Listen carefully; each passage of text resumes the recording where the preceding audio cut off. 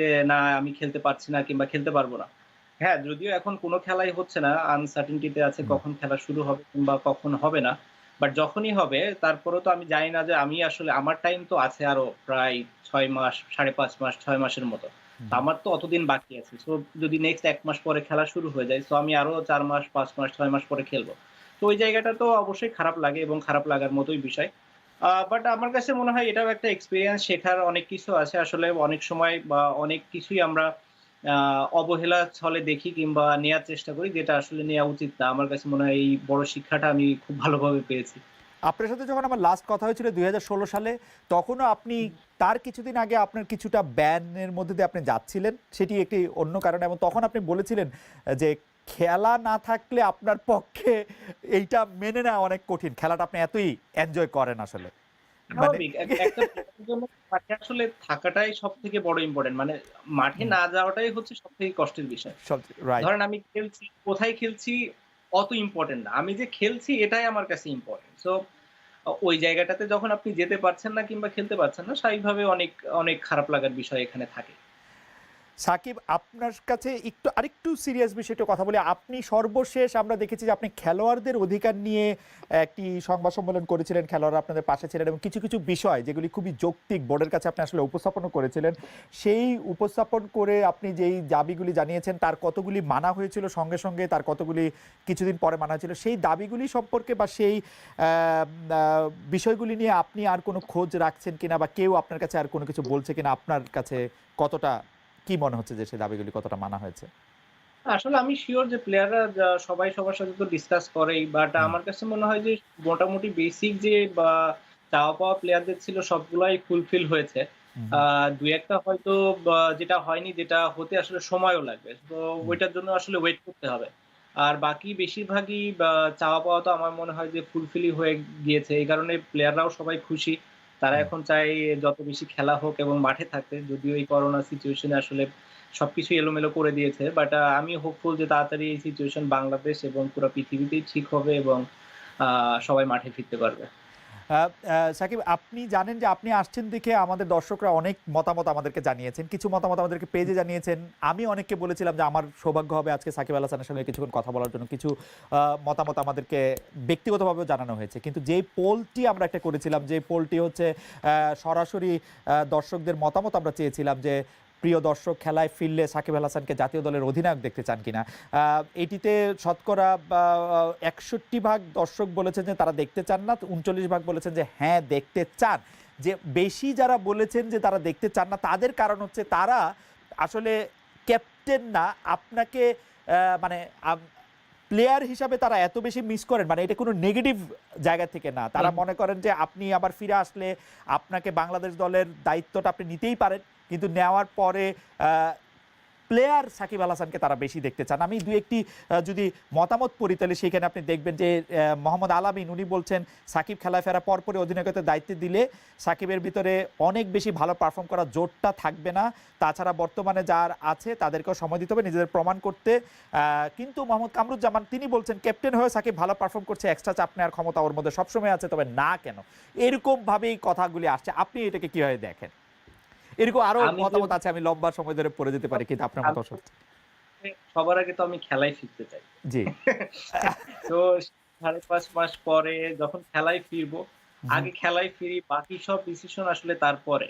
আচ্ছা। তার আগে আসলে অন্য কোনো ডিসিশন নাই। এখন সবার আগে হচ্ছে যে কিভাবে এই সময়টা তাড়াতাড়ি যাবে, ওকে। তাড়াতাড়ি শেষ হবে এবং কিভাবে আমি যেখানে থেকে আসলে খেলাটা আমার বন্ধ হয়েছে সেখান থেকে যেন আমি আবার শুরু করতে পারি। সেটা হচ্ছে আমার কাছে সবথেকে বড় চ্যালেঞ্জ এবং আ সবথেকে বড় মানে নিজের প্রতি নিজের একটা এক্সপেকটেশন যে যেখান থেকে আমি শেষ করেছি ওইখান থেকেই যেন আমি শুরু করতে পারি।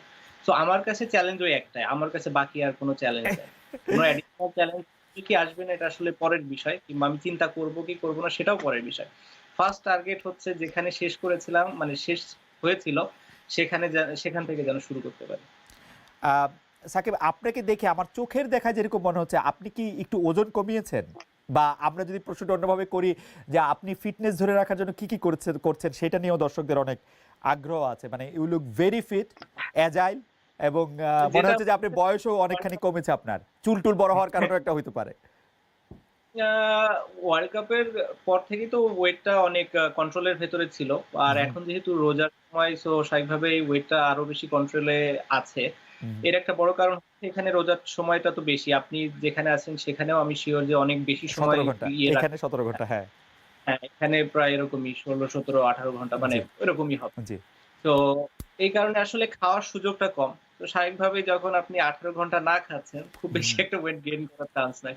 আরেকটা হচ্ছে সারাক্ষণ বাসার ভেতরে থাকি। বাসার ভেতরে যেহেতু থাকা হয় স্বাভাবিকভাবেই বয়সটা একটু কম লাগতে পারে। আর চুল-টুল বড় হয়ে গিয়েছে। সো এটা আরেকটা রিজন হতে আমাদের আমাদের প্রযোজকদের মধ্যে কিছু বাছাই করা প্রশ্ন আপনার কাছে পাঠিয়েছেন।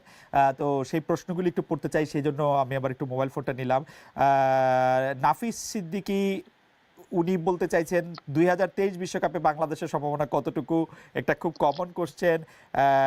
কে আবার অনেকে বলছেন সাকিব ভাইয়ের স্বাস্থ্য খারাপ হয়ে গেছে। আসলে সাকিব ভাইয়ের স্বাস্থ্য খারাপ হয় না, আমরা এই কথাটা নিয়ে এখনই আলাপ করলাম। সাকিব ভাই ভেরি মাচ ইন কন্ট্রোল। যে আসলে আ মানে রমজান শুরু হওয়ার পর থেকে তো আসলে খুব বেশি একটা শারীরিক কষ্ট করা যায় না। আর সত্যি কথা বলতে সামনে কোনো ফোকাস থাকলে সেটার জন্য আসলে মানুষ কষ্ট করতে চায়। যেহেতু সামনে কোনো কিছুর টার্গেট নাই, খুব একটা কষ্ট করার জায়গাটা আসলে এখনো তৈরি হয় নাই কিংবা মন মানসিকতা তৈরি হয়নি। আরেকটা বড় জিনিস হচ্ছে আসলে করোনা একটা বড় শিক্ষা দিয়েছে যে আসলে কাল কি হবে কে জানে। সো হ্যাঁ, হ্যাঁ। আজকে না কষ্ট করার থেকে খেয়ে একটু আরামে থাকি।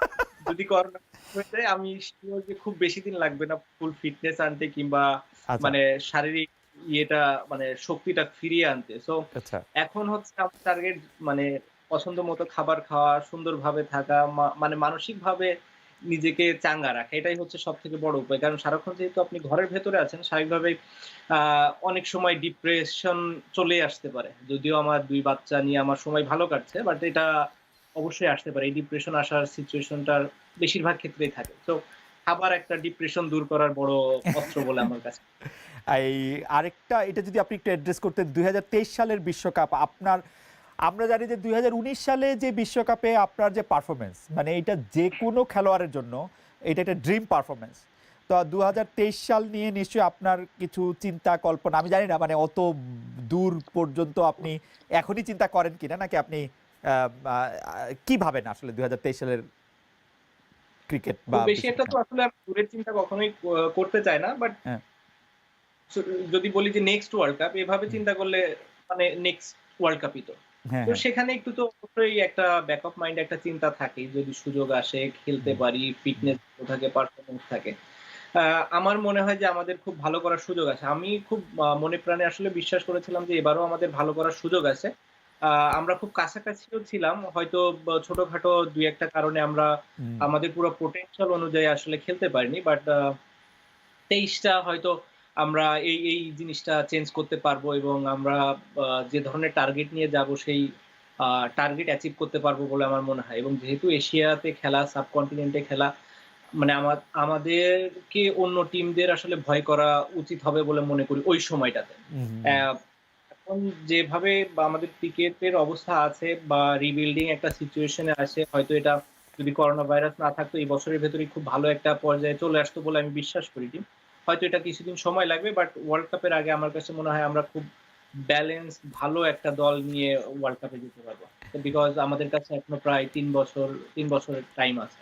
আ সাকিব আমরা দেখেছি যে আ আপনার সঙ্গে নানা কারণে আমাদের সাবেক ক্যাপ্টেন মাশরাফি বিন মুর্তজার একটা খুবই আত্মিক সম্পর্ক আছে আপনার সাথে কথা বলার ক্ষেত্রেও। আপনার সবার প্রতি পার্সোনাল রেসপেক্ট অনেক বেশি, মিউচুয়াল রেসপেক্ট অনেক বেশি কিন্তু উনার সাথে। তো মাশরাফি বিন মুর্তজা এখন এমপি, ফুল টাইম রাজনীতিতে আসছেন এবং রাজনীতিটা উনি খুব সিরিয়াসলি নিয়েছেন এটা বলেই দেয়া যায়। যে উনি তার প্রত্যেকটা মানে কার্যক্রমের ব্যাপারে খুব সিরিয়াস। আপনার রাজনীতিতে আসার সম্ভাবনা আছে কিনা বা আপনার রাজনৈতিক কোনো অভিলাষ আছে কিনা যে এমপি হওয়া, মন্ত্রী হওয়া? এইগুলো আসলে সব সময়ের উপর ছেড়ে দিতে হবে। আসলে খুব ডিফিকাল্ট বলা যে আসলে ভবিষ্যৎ কি হবে? আমি যেটা বললাম যে করোনা ভাইরাস এই একটা জিনিসের শিক্ষা আমাকে দিয়েছে যে আসলে কালকে কি হবে কেউ জানে না। হ্যাঁ? তো এই জায়গা থেকে আমার আসলে বললাম যেটা যে খুব বেশি দূরের কোনো ফোকাস আমি করতে চাই না। আ যদি সুযোগ আসে আমি ওয়েলকাম করব সত্যি কথা বা খুব একটা ইয়ে করব না। বাট যদি এরকম সুযোগ না আসে সেটা নিয়েও আমার কোনো আফসোস নাই। সো আ তাহলে আমি একটু অতীতের কথা বলি যে এরকম জনশ্রুতি চালু আছে যে